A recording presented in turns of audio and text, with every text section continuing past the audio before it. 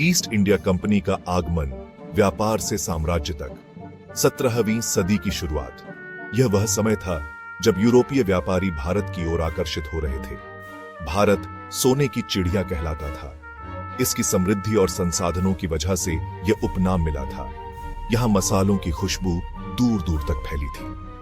भारतीय मसाले यूरोप में बहुत लोकप्रिय थे और इनकी मांग बहुत अधिक थी। यूरोप के देश व्यापार की चाह में भारत आने लगे। वे यहाँ के बहुमूल्य मसाले, कपड़े और अन्य वस्त्रों के लिए लालायित थे। उन्हीं में से एक थी ईस्ट इंडिया कंपनी। यह कंपनी इंग्लैंड से आई थी और इसका मुख्य उद्देश्य व्यापार करना था। यह कंपनी व्यापार करने आई थी, लेकिन धीरे धीरे इसने अपनी जड़ें जमा ली। व्यापार के साथ साथ इसने राजनीतिक और सैन्य ताकत भी बढ़ाई। मुगल बादशाह जहांगीर ने कंपनी को भारत में व्यापार करने की अनुमति दे दी। यह अनुमति कंपनी के लिए एक महत्वपूर्ण मोड़ साबित हुई। कंपनी ने अपने व्यापारिक केंद्र सूरत, मद्रास और कलकत्ता में स्थापित किए। इन केंद्रों से कंपनी ने अपने व्यापार को और भी विस्तारित किया। धीरे धीरे कंपनी ने अपनी ताकत बढ़ानी शुरू कर दी। व्यापारिक गतिविधियों के साथ साथ कंपनी ने अपनी सैन्य शक्ति भी बढ़ाई। प्लासी 1757 और बक्सर 1764 के युद्धों में जीत के बाद कंपनी का प्रभाव और भी बढ़ गया। इन युद्धों ने कंपनी को भारत में एक प्रमुख शक्ति बना दिया। अब वह सिर्फ एक व्यापारिक कंपनी नहीं, बल्कि एक शक्तिशाली शासक बन गई थी। कंपनी ने धीरे धीरे भारत के बड़े हिस्से पर अपना नियंत्रण स्थापित कर लिया। अंग्रेजी हुकूमत की नीतियां बांटो और राज करो। यह नीति अंग्रेजों की सबसे प्रभावी रणनीतियों में से एक थी। अंग्रेजों ने भारत पर राज करने के लिए कई नीतियां अपनाई। इनमें से एक प्रमुख नीति थी फूट डालो और राज करो।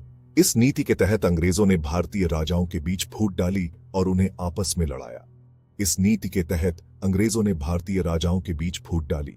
उन्होंने राजाओं को आपस में लड़ाया और अपने फायदे के लिए उनका इस्तेमाल किया। उन्होंने राजाओं को आपस में लड़ाया और अपने फायदे के लिए उनका इस्तेमाल किया। इससे भारतीय रियासतें कमजोर हुईं और अंग्रेजों का शासन मजबूत होता गया। इससे भारतीय रियासतें कमजोर हुईं और अंग्रेजों का शासन मजबूत होता गया। अंग्रेजों ने कई प्रशासनिक सुधार भी किए। उन्होंने न्याय व्यवस्था, पुलिस व्यवस्था और राजस्व व्यवस्था में बदलाव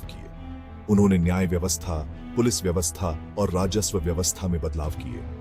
इन सुधारों का उद्देश्य भारतीयों का भला करना नहीं, बल्कि अपने शासन को मजबूत करना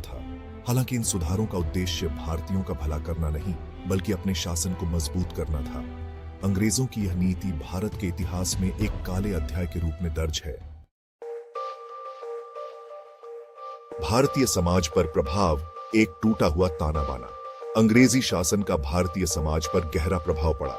अंग्रेजों ने भारतीय संस्कृति, धर्म और परंपराओं का दमन किया। उन्होंने अपनी भाषा और संस्कृति को थोपा।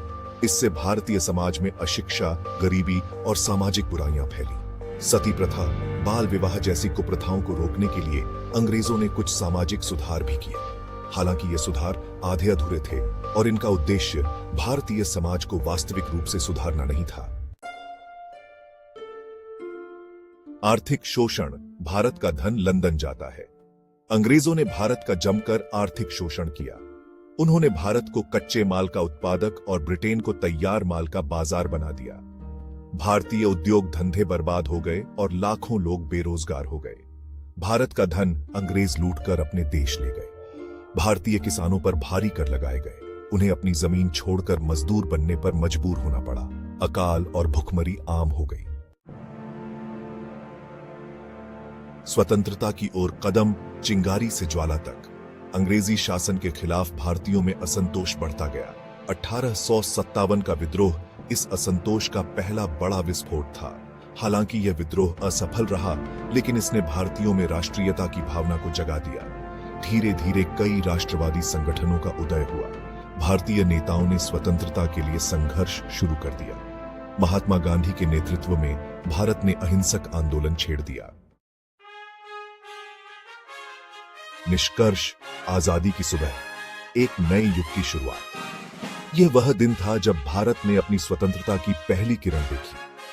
200 साल से भी ज्यादा समय तक चले अंग्रेजी शासन ने भारत को तोड़कर रख दिया था। इस दौरान भारतीयों को कई कठिनाइयों का सामना करना पड़ा। देश गरीबी, अशिक्षा और सामाजिक बुराइयों के दलदल में धंस गया था। हर तरफ निराशा और अंधकार का माहौल था। लेकिन भारतीयों ने हार नहीं मानी। उन्होंने अपने हौसले और जज्बे को बनाए रखा। उन्होंने अंग्रेजों के खिलाफ लंबी और कठिन लड़ाई लड़ी। यह संघर्ष कई दशकों तक चला। आखिरकार 15 अगस्त 1947 को भारत को आजादी मिल ही गई। यह दिन हर भारतीय के लिए गर्व का दिन था। आजादी के बाद भारत ने तरक्की की राह पकड़ी। देश ने हर क्षेत्र में प्रगति की। देश ने गरीबी और अशिक्षा से लड़ाई लड़ी।